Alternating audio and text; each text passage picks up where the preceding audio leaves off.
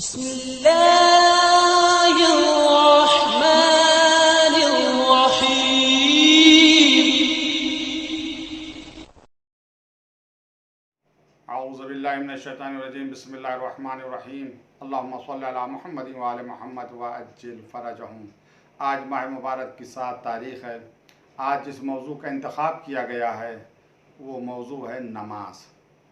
इसी मुनासबत से सूरह अनकबूत की आयत नंबर 45 का इंतखाब किया गया है। इसमें इरशाद होता है, व अक़िमिस्सलाता इन्नस्सलाता तन्हा अनिल फ़हशाइ वल मुनकर। नमाज को पढ़ो, नमाज को कायम करो, बेशक नमाज बुराइयों से रोकती है। नमाज इंसान को बुराइयों से रोकती है, लेकिन हम देखते हैं कि समाज में हमारी सोसाइटी में बहुत से लोग नमाज पढ़ते हैं मगर वो बुराइयों से नहीं बचते, बुराई करते हैं, जुल्म भी करते हैं, झूठ भी बोलते हैं, मक्कारी भी करते हैं, दूसरों को धोखा भी देते हैं, नमाज भी पढ़ते हैं। कुछ लोग मस्जिद में भी आते हैं, मैखाने में भी जाते हैं, तो नमाज उन्हें बुराइयों से क्यों नहीं रोकती? हालांकि कुरान का ये हुक्म है, इन्नस्सलाता तन्हा अनिल फ़हशाइ वल मुनकर, कि नमाज बुराइयों से रोकती है।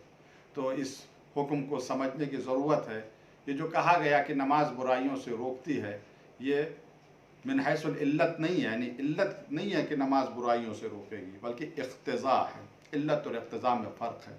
अगर इल्लत है तो अगर नमाज है तो बुराइयों से रुकेगा, मगर यहाँ पे इल्लत नहीं, इक़्तिज़ा है, यानी नमाज इक़्तिज़ा कर रही है, तकाज़ा कर रही बुराइयों से रोकने के लिए।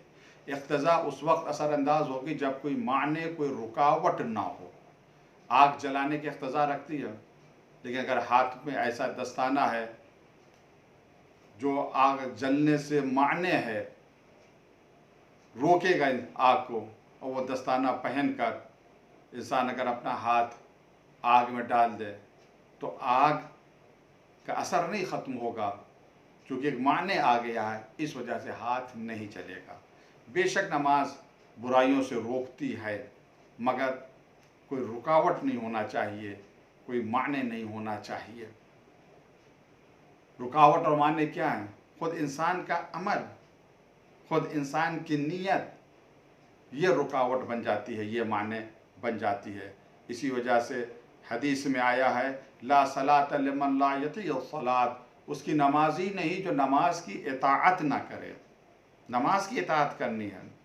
नमाज की इताअत क्या है? वतातुस्सलात अन तन्हा अनिल फ़हशाइ वल मुनकर। नमाज की इताअत ये है कि इंसान बुराइयों से रुका रहे, कोई बुरा काम ना करे। नमाज बुराइयों से रोकती है। क्यों? नमाज क्या है? नमाज अल्लाह का ज़िक्र है। अक़िमिस्सलाता लिज़िक्री, नमाज को पढ़ो, नमाज कायम करो मेरे ज़िक्र के लिए। ज़िक्र यानी अल्लाह की याद। तो जब इंसान दिन में 5 मरतबा अपने अल्लाह को याद करेगा तो जाहिर सी बात उसे क़यामत भी याद आएगी, उसे कब्र भी याद आएगी, उसे रोज़े महशर भी याद आएगा, आलम बरज़ख भी याद आएगा, उसे हिसाब भी याद आएगा, पुल सिरात भी याद आएगा। जो 5 मरतबा इन बातों को याद करे, भला वो गुनाह कैसे करेगा, वो बुराइयां कैसे करेगा? इसी वजह से कहा गया कि नमाज बुराइयों से रोक लेती है। नमाज के अंदर ये क़ुव्वत, एक ताकत है कि बुराइयों से इंसान रुक जाता है। हाँ, अगर कुछ लोग नहीं रुक रहे हैं तो इसका मकसद ये है कि उनकी नमाज मुर्दा नमाज है, ज़िंदा नमाज नहीं है।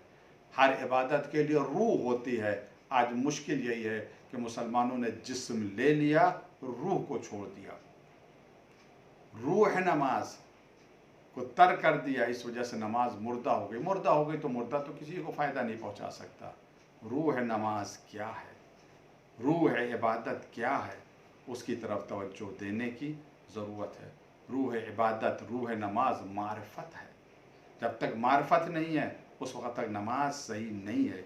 किस किस की मार्फत? पूरे दीन की मार्फत, इमाम की मार्फत, नबी की मार्फत।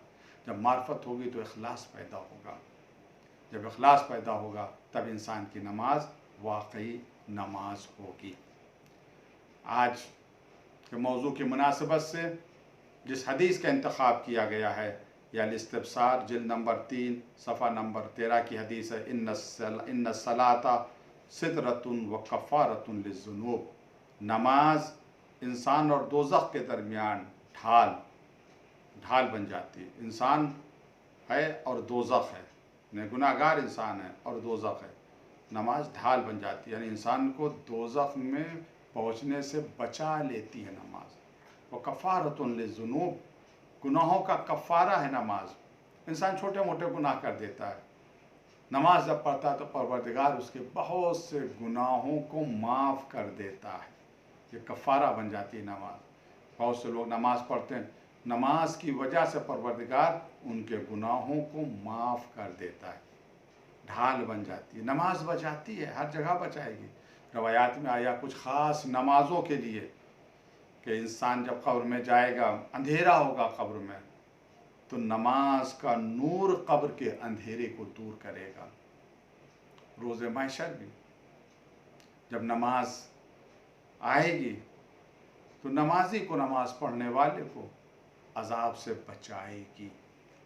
तो नमाज ज़रूर पढ़िए, इसे तर्क ना कीजिए, मगर नमाज पढ़िए तो वाकई नमाज पढ़िए जिस तरीक़े से नमाज पढ़ना चाहिए। बाज़ लोग ये सवाल करते हैं कि नमाज में हमारी तवज्जो नहीं रहती, हम जैसे ही मुसल्ले इबादत पर आते हैं, नियत करते हैं, अल्लाहु अकबर कहते हैं, जहन हमारा कहीं और पहुंच जाता है, जो चीज़ें याद नहीं आती वो नमाज में याद आ जाती हैं। हम क्या करें कि हमारी तवज्जो नमाज की तरफ हो। उसके लिए उलमा ने बहुत से तरीक़े, बहुत से रास्ते बयान किए गए हैं, और उनमें से कुछ बातें मैं इख्तिसार के साथ अर्ज़ कर रहा हूँ। सबसे पहले, अगर आप ऐसी नमाज़ पढ़ना चाहते हैं कि जो तवज्जो के साथ पढ़ी जाए, तो नमाज की बुनियाद मज़बूत होनी चाहिए। बुनियाद क्या है नमाज की? नमाज की बुनियाद वज़ू है। अगर वज़ू नहीं तो नमाज नहीं। वज़ू करें, कायदे से वज़ू करें, दुआओं के साथ वज़ू करें, पूरे शराइत के साथ वज़ू करें। अब उसके बाद अपने आप को तैयार करें, आमादा करें। जहन में ये ख्याल लाएं कि एक बहुत बड़े हाकिम के सामने पेश होने के लिए जा रहा हूँ। खुशबू भी इस्तेमाल करें। खुज़ू ज़ीनतकुम इंदा कुल्ल मस्जिद, ये हुक्म है कुरान का। ज़ीनत का सामान आमादा करें, सर के बाल को मुरत्तब कर लें, दाढ़ी को मुरत्तब कर लें, खुशबू लगाएं, पाकीज़ा लिबास पहनें, सफ़ेद लिबास पहनें, और जब मुसल्ले इबादत पर आएँ तो एक बात का अगर ख्याल रखें तो शायद नमाज में तवज्जो हो जाए। वो ये कि नहीं पता कि कब मौत आ जाए। मलकुल मौत किसी भी वक्त आ सकते हैं, किसी भी लम्हे आ सकते हैं। तो ये सोच कर पढ़ें, हो सकता है कि ये हमारी ज़िंदगी की आखिरी नमाज हो। अगर इस ख़याल के साथ, इस तसव्वुर के साथ हम मुसल्ले इबादत पर आएंगे तो यकीनन हमारी तवज्जो अल्लाह की तरफ होगी, उसी की तरफ तवज्जो होगी। नमाज को हम पढ़ेंगे, इखलास के साथ नमाज पढ़ेंगे। नमाज पढ़ें, मगर ऐसी नमाज पढ़ें जो कबूल हो जाए। कबूल वही इबादत होती है कि जिसमें रूह हो। रूह नमाज इखलास है, रूह नमाज मोहब्बत अहले बैत है, रूह नमाज मारफत नबी है, मारफत इमाम है। परवरदिगार हम सबको इतनी तौफ़ीक़ दे हम हकीकी नमाज पढ़ सकें। अस्सलामु अलैकुम व रहमतुल्लाहि व बरकातहू।